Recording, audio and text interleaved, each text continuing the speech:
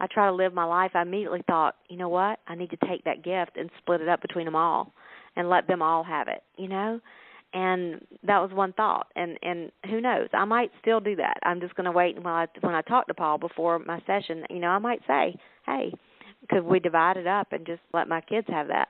But I know even if I take the gift, I know that it is opening the door for me to continue to grow my business so that I will be at that place where I can sow greater seeds.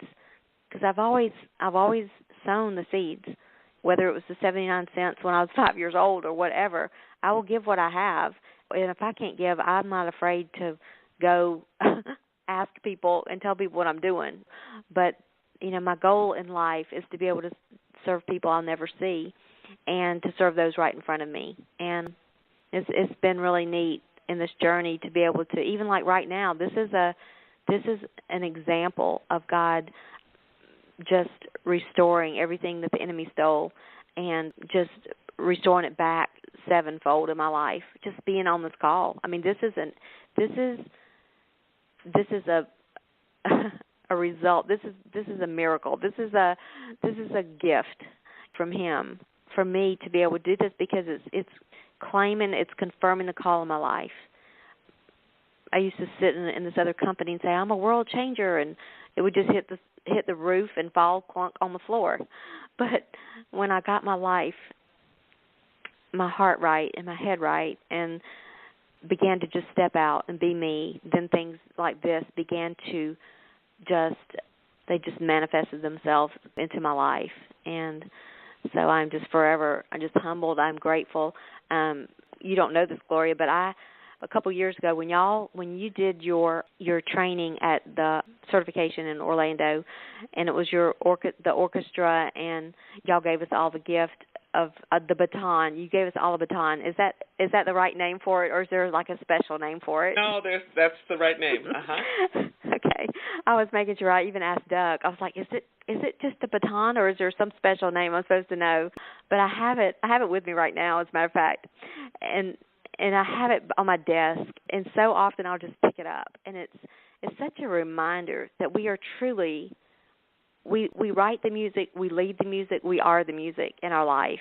And we can direct, and we can change the notes if we need to. We can rewrite it if we need to. And there's some days I have to rewrite my song in the middle of the day. But it's just a great reminder that, first of all, we're music to His ears, even when it's not the prettiest song. But I'm just so grateful for this opportunity. And so, yes, to answer your question, I hope I answered your question.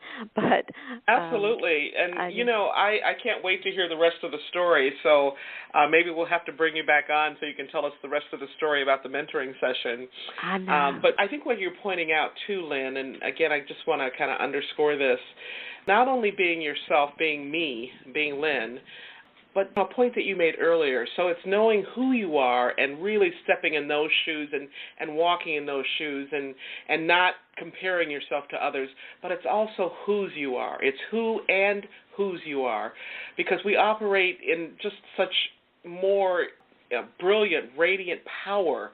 We have the Creator to thank for helping us and supporting us in walking in the power that He already has bestowed upon us when we awaken to that gift that He's already provided for us. So it's that combination of being yourself, being who you are, but also whose you are. That's right. I just wrote that down, Gloria. Well, you said it. You said it earlier. I said it, but I'm glad you said it again, because I might have missed it. But I'm gonna put that on my mirror. But yeah, we do, and it's so neat, because when you become, when you're walking with Him, with Jesus, and you become fearless like that, you're so bold. I can't believe I forgot to say this, but one of the projects we're working on right now in our little town is we're planting a church here.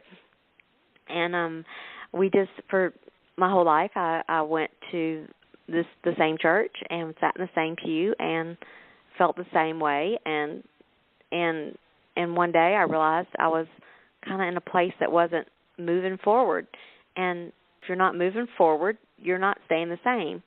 You're going backwards. And as we know, we don't leave a place. It's just sometimes time to go to a new place. And so that day I made a decision that I was going to a new place.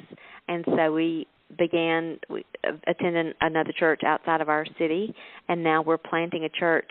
And it's so cool because all the people there are people that just want to love Jesus and love people of all colors. And in our little small town, and really not just in our town, but our churches are divided by race.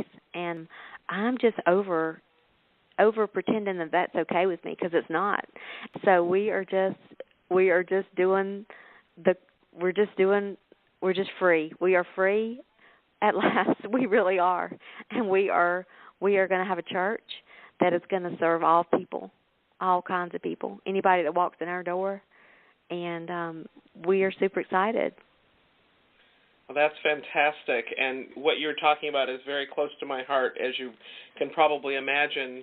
Lynn, I know that you know a lot about passing it on, and I'm just wondering if you could say a little bit about how you pass things on in your life. I mean, you obviously have told us that, but if you could be just either underscore or emphasize or just share with us your heart about what it means and why it's so important to pass it on.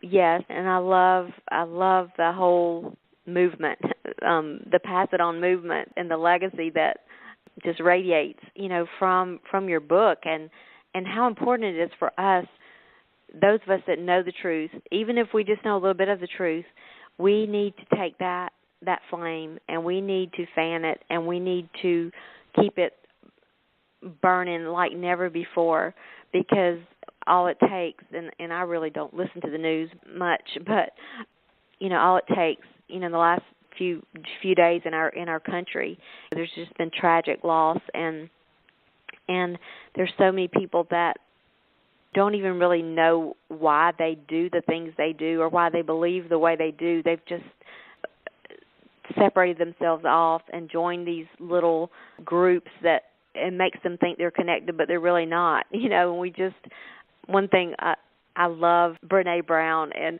one thing she says, it's hard to hate close up, and that we need to move in. And I think we all need to move in close to the fire so that we can be light and we can pass it on. It's just like a candlelight vigil or a church service. If you've ever been to a candlelight service, in order to pass that light on, we have to be close. You have to be able to be there, be close to the flame. And I think now more than ever, I'll speak for myself, but I feel like if I am anything, if I am who I say that I am, that I love Jesus, there are no exceptions. It's everybody, like Bob Goff, his new book, everybody always. It's everybody and it's always. And we all better be passing it on. Well, you know what, when you talked about you're over pretending, and the way that I hear that is being faithful. We talk about being faithful to God, but we also have to be faithful to who we are, to how God made us. And if you, like you said, if you love God, then how can you not love other people, right? Right. They're made in His image too. That's right.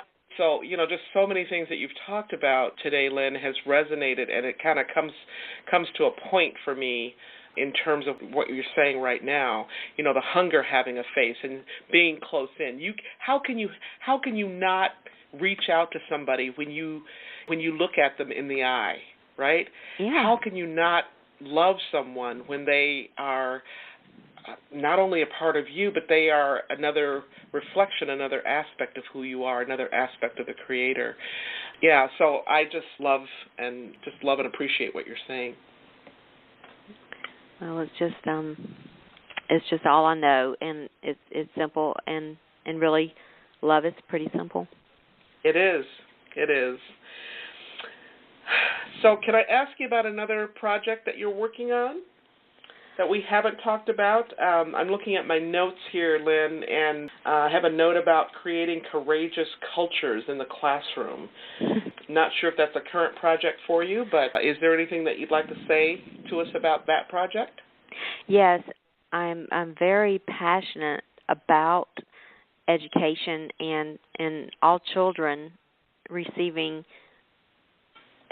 excellent education, not just the ones that have the ability to be associated with schools that are flourishing. But I have seen in my own little town, so I can talk about my little town because I live in it and I've born and raised here, so I could say this. But I've watched our system just struggle and be a failing district, and then I've seen what happens when everybody pulls out, and we don't want our children to go there because that's blah blah blah or whatever, and then teachers don't want to teach there, and parents don't want to send their children there, but there are some children that don't have a choice, and I am fighting for those children, and I'm fighting for all children, but I'm definitely going to fight for the ones that don't have anybody fighting for them. So that's why this year with this Global Youth Initiative, I was so passionate about going into that system, and I really had to kind of work my way in the back door because there were some people that didn't really want me to come there. But how do you turn a volunteer away? And so they really couldn't, especially when I came with 600 books, free books to give the kids. People donated and helped us give John's book that sometimes you win, sometimes you learn. So I say all that to say that I'm very passionate about working with the adults in these school systems and to change this, to equip them and help them see what a toxic culture is and what a healthy culture is. And I believe with all my heart, it's not the ability of these kids, but it's the culture that they're in. It's just like if we were going to plant sunflower seeds and we took them and put them in a chlorine pool, they're not going to grow in the chlorine pool. And it's no different. And when you're in it and swimming in it, you don't really see these are toxic cultures here. And so I'm really designing a program, well, it's really ready to roll out now, to go into school systems and to begin to help them help them. They have the answers, not me, but just to raise their awareness, to create safe places for these kids, because kids spend more time at school than anywhere. And if there's a classroom that they can go into that is safe and there's a teacher there that they trust, first of all, behavior is going to be stellar. I mean, because it's going to be a safe place that people can be authentic and real and honest, and that just has a ripple effect, and it will go throughout the whole school. But I've seen it happen right here. We just found out there's one school in one of our poorest little counties here on the outside of our town, and poorest little cities, a little town. It's not even, doesn't even have a stoplight. But those children, because of the leader that they have right now, the principal, 3 years ago, they were an F school, and they just got their grade back from their third grade reading, and 100% of those children passed it. They beat every private school, every Christian school, and every charter school in the whole area. So I laugh just because God is good, and it's just such an example. Do you know what made the difference, the turnaround? Yeah, just the heart of the leader, the heart that she had for the children and for the teachers. She just demonstrates excellence.